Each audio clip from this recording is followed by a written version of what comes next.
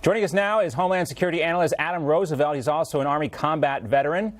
Adam, great to have you with us. Thanks so much for joining us. Thank you, John. I wanted to talk to you about this development. We have 2 guardsmen that have been removed from duty, but for obviously the vast majority of the 25,000 guardsmen and women that are there at the nation's capital to protect the country from this event, they've got to be somewhat offended, I would imagine, by kind of this heightened level of scrutiny. As someone who's signed up and, signed that, blank check up to and including your life, what's it like for you to hear this type of scrutiny? And specifically, one thing that's jarring for me is the way the press seems to be covering it. Yeah, John, first I'll say thanks for having me on, and it's good to be back in the great state of Florida. As a former military member, it's interesting to see how this is unfolding, especially because a lot of these members have undergone top secret clearance evaluations, and there's been an in-depth assessment on their character and their ability to serve in the uniform. Now we're looking at their personal lives and connections in terms of what their political views may be and essentially holding them accountable for those things. This is a very dangerous time for the nation, and especially for those who serve and are currently serving here in the United States in the uniform. Now, on the other hand, though, there have been reports of several military members, ex-military members who have been arrested so far in the Capitol Hill riot, and we have to kind of square those two things here. I wanted to get your reaction to that part of this as well.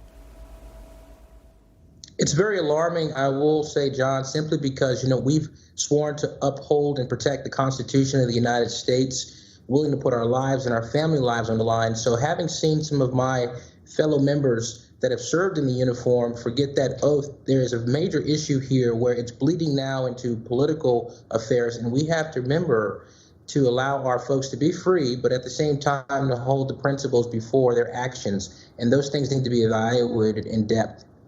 Yeah, sadly, so many things in our daily lives, the military seems to have been politicized a little bit, something you wouldn't think would ever happen. It seems almost unimaginable. But when you saw the Joint Chiefs of Staff issue that a letter condemning the riots and doing it in the way they did, you can almost see how bad the political situation has been, because that letter in and of itself was almost overtly political. Yeah, there is a segment here that I will say that there's a crisscross between military and a time to remind the military and the American people that we have to uphold our duty.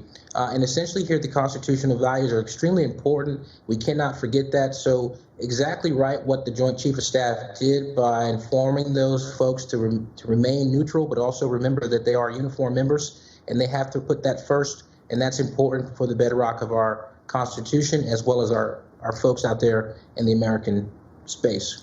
We're going to see the inauguration. It's going to happen tomorrow, and some of the pomp and circumstance is still going to be there.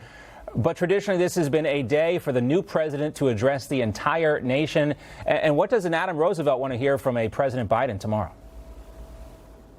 With the nation in a state of disorder and division and an ongoing clash between two parties on principles and ideas, President-elect Joe Biden needs to speak to the American people as a whole. His duty is to be the president of the United States and not the Democratic Party. So the priorities need to be aligned with addressing the impeachment, the public safety, and combating COVID, getting Americans back to work, and national security elements to make sure our nation is secure. I'd like to see him be a bipartisan president and start off on the right path.